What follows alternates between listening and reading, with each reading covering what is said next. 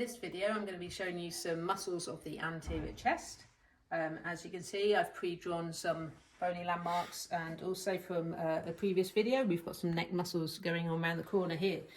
So just to clarify what I've drawn, we have a sternum, we have a manubrium, a body and a xiphoid process. So all part of the sternum or breastbone. We've got a collarbone or clavicle that extends into the acromion process via the AC joint. Underneath there we have this, or I can only draw it as a circle, but it's the coracoid process. So it's a real kind of bone that sticks out. You should be able to find it if you go down your collarbone and just go underneath here. It's quite tender, and there are three muscles that attach off it that we're going to look at. This area is the glenoid fossa of the scapula, or the socket of the shoulder joint. And then I've drawn the humerus here with a groove where the bicep tendon runs in. That's called the bicipital groove, but that will help us with our muscle knowledge. So in pink, I'm going to draw the big chest muscle, the pectoralis major. Pectoralis major will come off the sternum, and it comes off all the costal cartilage down to rib number 6. Rib number 6 is down here right at the end before we get to the last true rib. This muscle will extend underneath like so. This is one reason I've got a male client for me today. And up the manubriums like so. And the muscle attaches onto the first 2/3 of the collarbone. So I'm not sure if you're aware, or you can see in the video, we've got a bulky bit of muscle here, and then, can you see that indentation? You can actually see that line there as well. So that's where the pec major comes off. So we've got origin sternum, 2/3 of clavicle, and it cuts across here, comes across here. If I get my client just to move the arm slightly, the front fold of the armpit here is the pec major tendon. Can you see that? And if I get you to do a bit of a bench press for me, there we go, you can see that tensing up. Brilliant, and relax. So let's have you there. So I'm just going to finish that muscle by showing you the tendon across the front of the armpit, like so.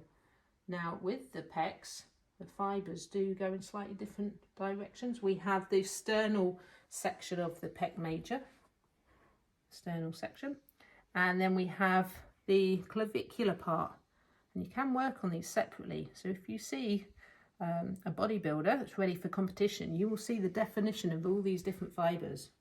So go on YouTube, or go on picture images and have a look and see the definition.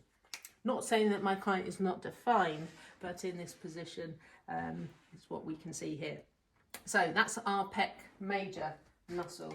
Another muscle around this area I'm going to draw is a little muscle coming from the coracoid process, and it comes down, attaches halfway down the humerus, like so. How does that look? It's smudging a little bit with the black, so I apologise for that. Okay, so the blue muscle I've just drawn there from the coracoid process, halfway down the upper arm, which is known as the brachial section of the body. This muscle is the Coraco Brachialis, and this muscle's main job is shoulder flexion. Okay, so that forward movement of the humerus, the Coraco Brachialis. And the third muscle that comes from that coracoid process, and let's draw in green, is the bicep.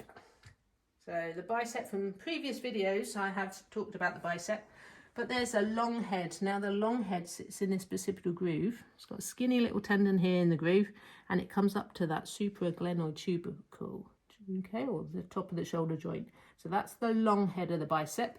The short head of the bicep is the same attachment here on the coracoid process. So that's going to merge in a little bit with the coraco brachialis. And then the muscle itself is the big chunky muscle at the front of the arm here, which will have an attachment on that radial tuberosity and bicipital aponeurosis. So how many long words can you get into one video? Well, I'm trying. Got a bit of a hot sweat going on now as well. So there's our bicep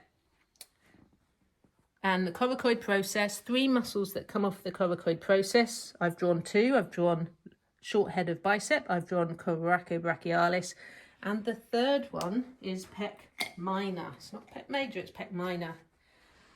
It will come from here and it comes down like 3 fingers this direction. And what I'm going to do is I'm just going to come around to the other side of the couch. While I've drawn the ribs on, it will make it a lot easier. So that's rib 1, 2, 3. So it comes down to rib 3, rib 4, and rib 5. Try not to get a nipple in there. There we go. Okay, so it's like 3 fingers that come down to attach to those 3 different ribs. And that's from the coracoid process. Rib 3, 4, 5, Coraco Brachialis, bicep brachii, and then obviously the biggest chest muscle is the pectoralis major. So hopefully that's helped you with learning some anatomy, and also if you're going on to a chest massage, you know what you're working on. Thanks for watching this video. If you enjoyed it, please press subscribe, and I'll see you on the next one.